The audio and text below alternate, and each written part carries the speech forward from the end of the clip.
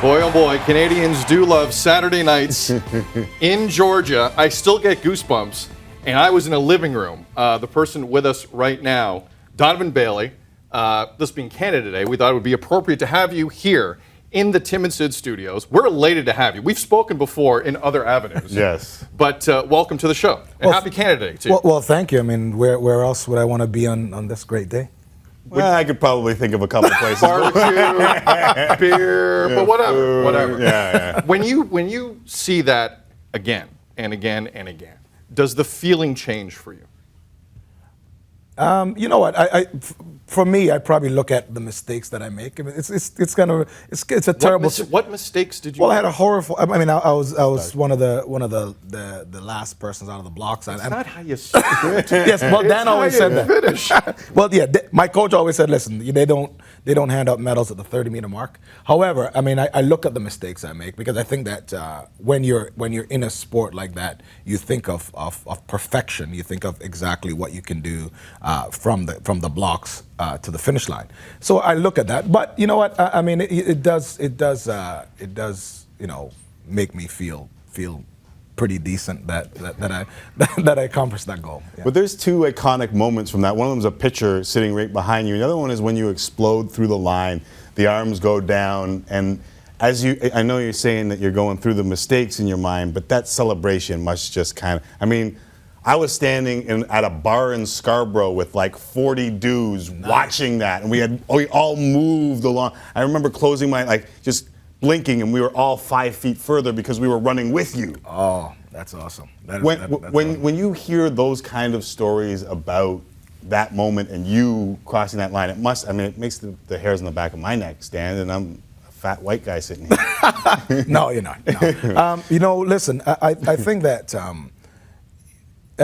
when you're in the event, you don't think about what's happening outside, but I think that like talking to people talking to people, even my press conference after, and seeing some of the reporters how excited they were, and then coming back to Canada and just listening to where people were, people who stopped their weddings. I mean, people who were like everyone knew where they were, and I mean, and that definitely makes it even more special for me. I mean, I think that I've been stopped and people are saying, they named their children after me. So I mean, it becomes quite surreal. I get that all the time too. It's like, Sid, we had to do it because you're a big part of us. Little Sid. Girl or boy name? It's a great name.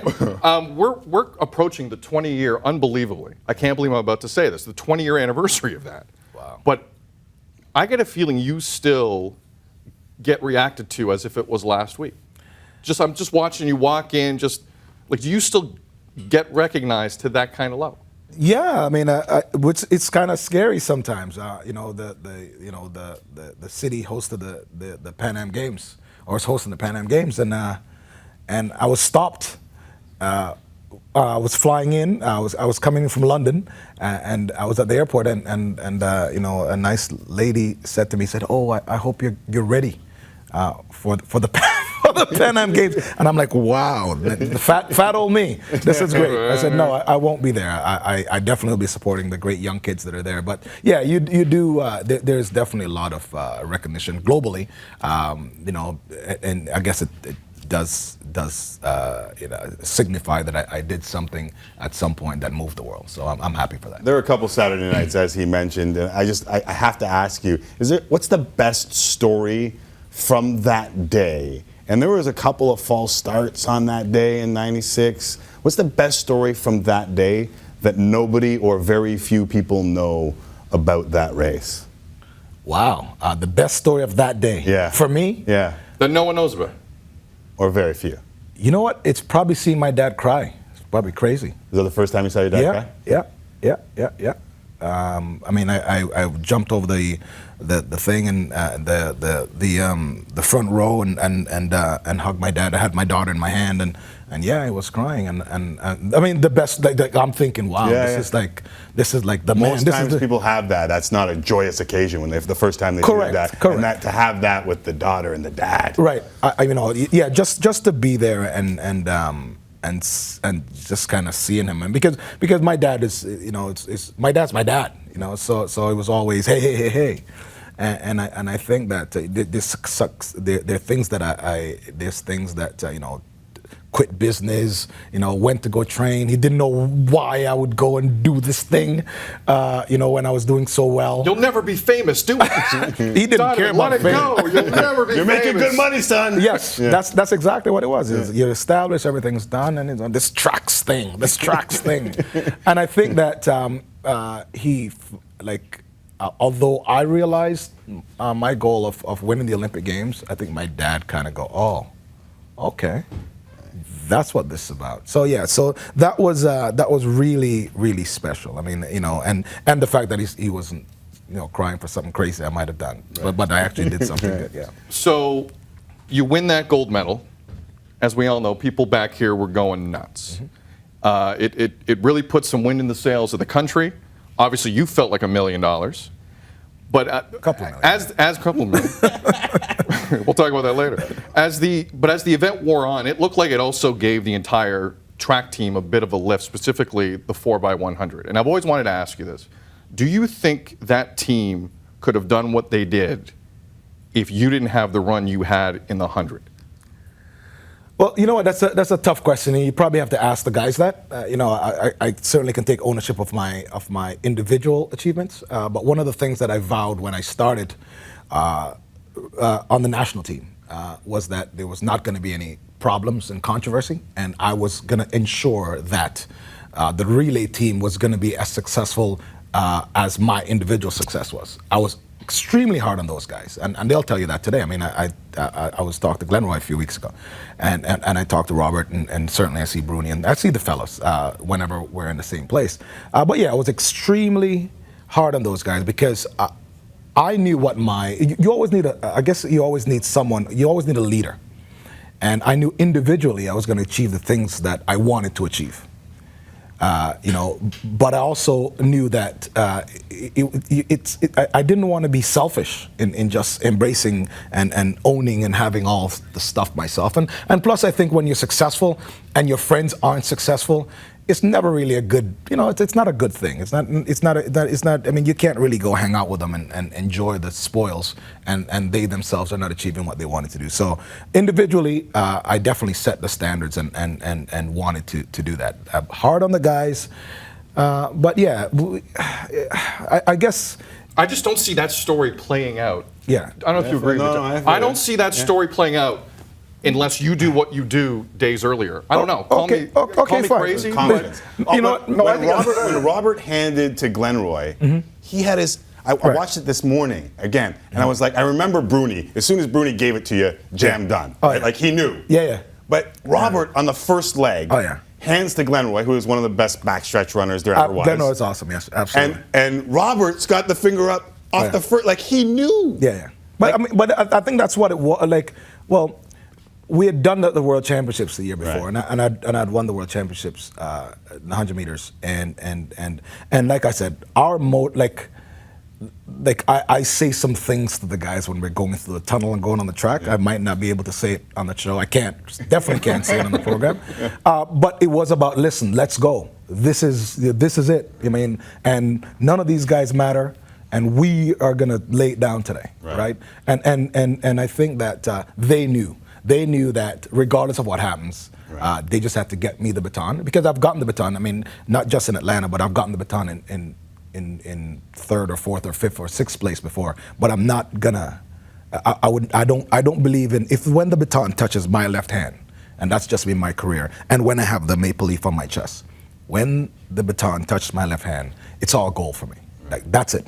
That's it. And my teammates trusted me, and they understood that. At what point in that race did you think, or did you know you guys had it? Like, what was the actual moment? Where was the baton?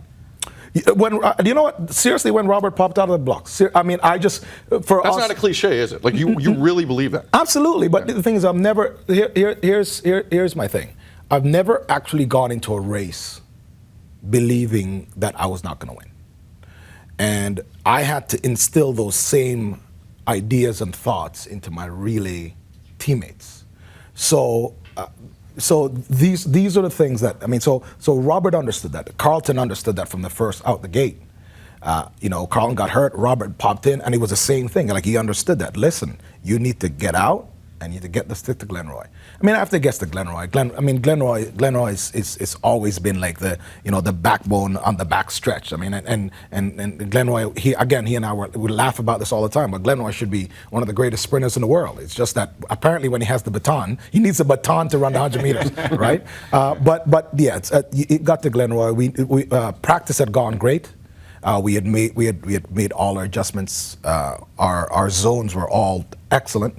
And we really just had to get the stick around. It was emotional in Canada because the week in between, the Americans had turned the focus, and we're a nation that watches two sides of the border constantly. And we knew that the focus had changed to Michael Johnson, whether or not he was the fastest man in the world. And to do it to them on their home soil, I think Canadians took some sort of pride. Yeah, that was awesome. And then to see the match race. Right. Did it going into that, did it bother you that it had changed to maybe the world's fastest man is a 200-meter runner? No, listen, you know what? I think it bothered me because it was made that way. I think it was fabricated. Yeah, well, yeah, it was like there was a pretense that was done. I mean, Michael, I respect Michael. He's the best speed endurance guy. So he's still the fastest speed endurance guy. But the American media was moving the goal line. I think that essentially, having a non-American that's a star at the Olympic Games. In Atlanta, might have been an issue for them. So I think them wanted to change how things were. I guess they probably had a right or an attempt to try and do it, but I think that my job was really just to silence them, and I did that in Atlanta, and then we followed up and did it. By the time you crossed the line at the Dome, had it become personal? No, it was personal before. Yeah? It was personal way before. I've never probably trained and prepared so hard for any event, ever. And what that did, in hindsight, kind of distract me from the World Championship finals in Athens later on that year. But yeah, I mean, it was me versus you. It was Canada versus It's Canada versus the U.S. It was, my coach and training group against you. I mean, but I think that Michael had made it that way because he'd said a couple of comments that I didn't like, and I said, dude, you don't even want to go there, right? I stepped between the lines of the 100 meters. I said, we don't play games here. This is a man's race, right? So it became personal.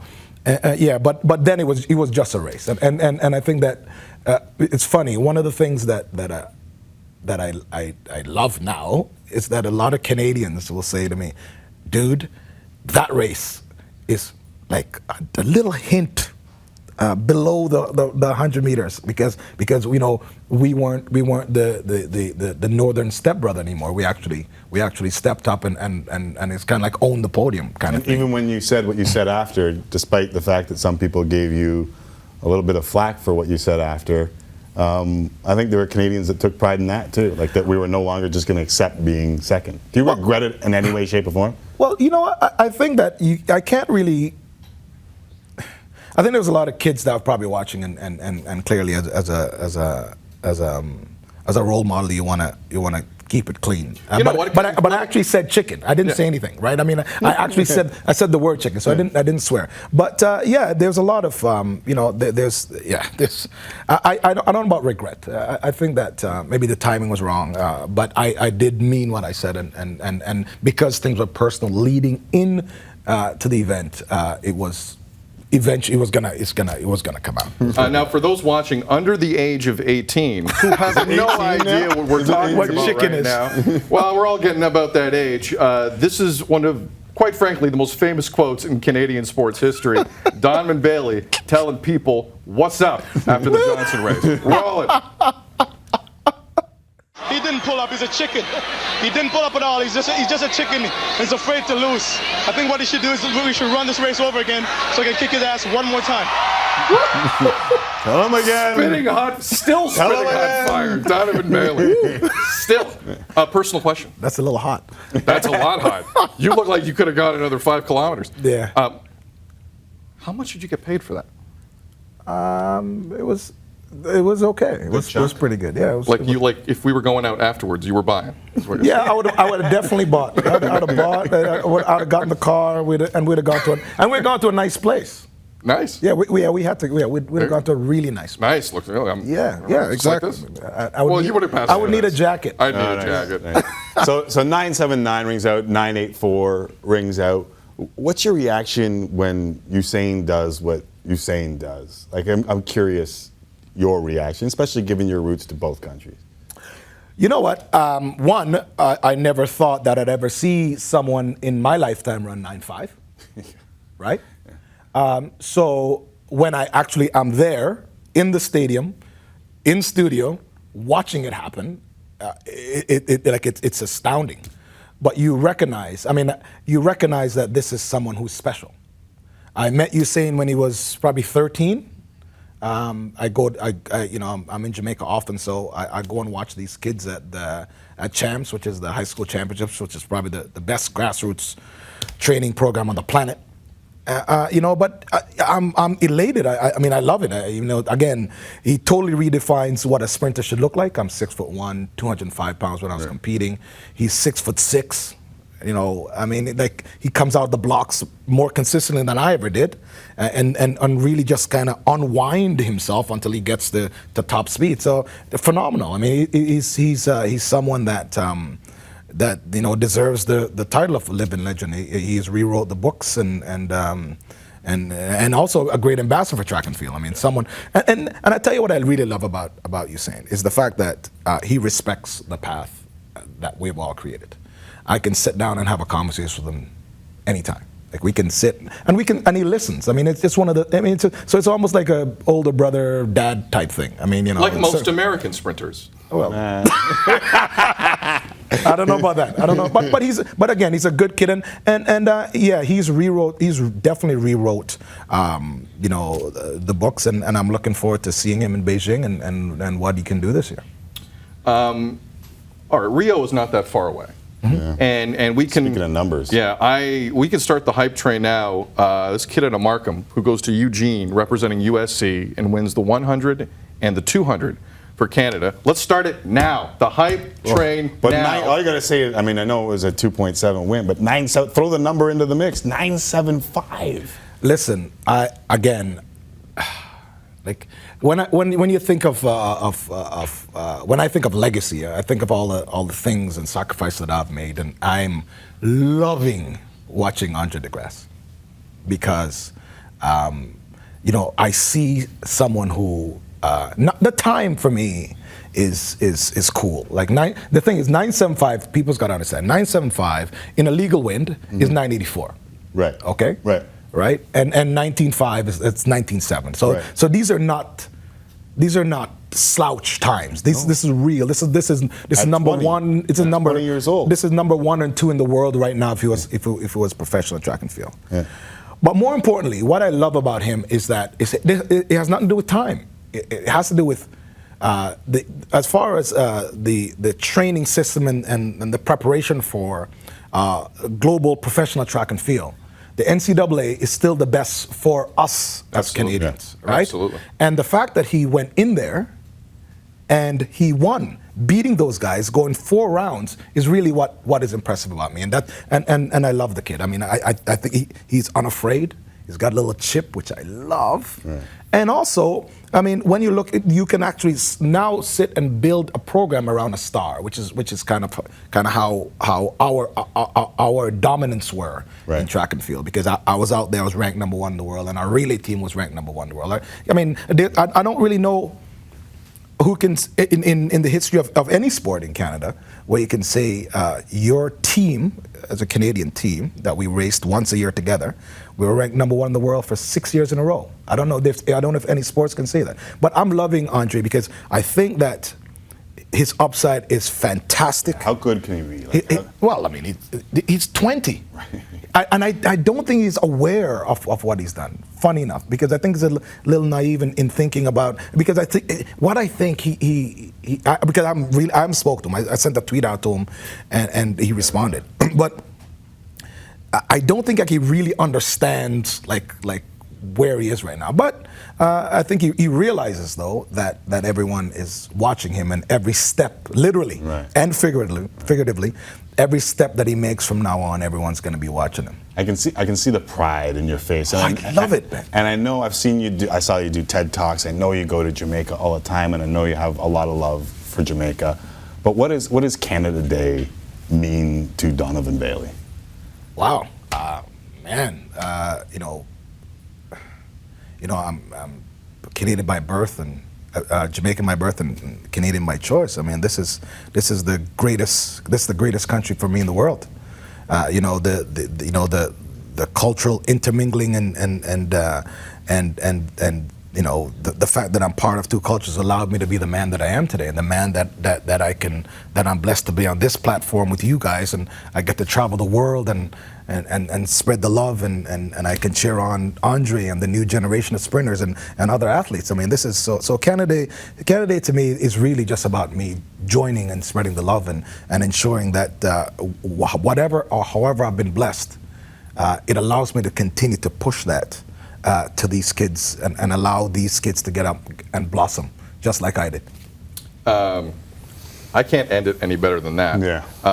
It's honestly one of Canadian sports fans, I would say, I don't want to generalize, but where were you one of our favorite memories, watching you smash people's faces. Nearly 20 years ago. No, it was kind of. It got personal. Metaphorically. It was like combat sport. This was great here on Canada Day, and I never get tired of talking about that moment, so hopefully you will come back a lot, and we can talk about Andre in the years to come and his exploits. Again, Rio's not that far away, and I thoroughly enjoyed this. Thanks. Happy Canada Day. Yes, man. Happy Canada Day. I'll be back. Nice. You know that. Please. You're not that far away. There is two-time Olympic gold medalist for Canada on Canada Day, Donovan Bailey.